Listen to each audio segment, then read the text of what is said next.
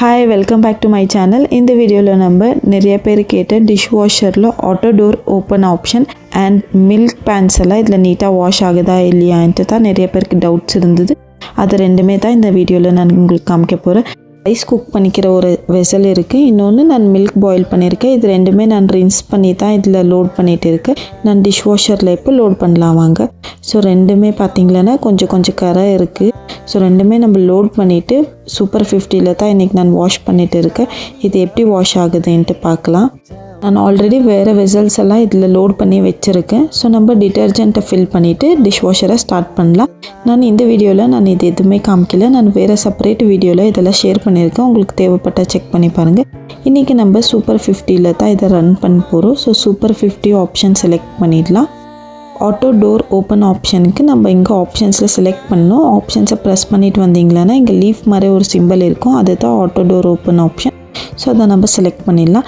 இந்த option select பண்ணியிருந்துமே நம்ம இப்போ ஸ்டார்ட் கொடுக்கலாம்.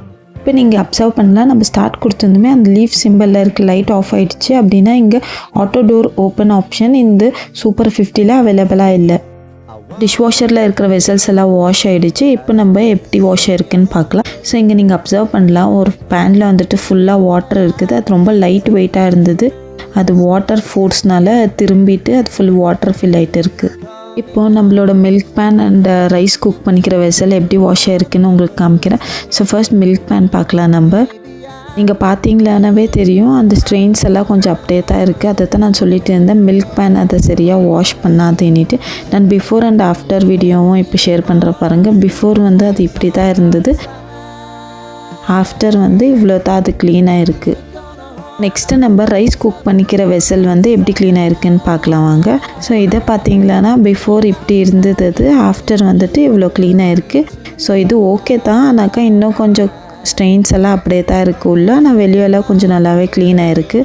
இந்த வீடியோ உங்களுக்கு யூஸ்ஃபுல்லாக இருக்கும்னு நம்புகிறேன். இதே மாதிரி இன்னொரு இன்ட்ரெஸ்டிங்கான வீடியோவில் சந்திப்போம். அது வரைக்கும் bye, take care and thank you for வாட்சிங் திஸ் வீடியோ.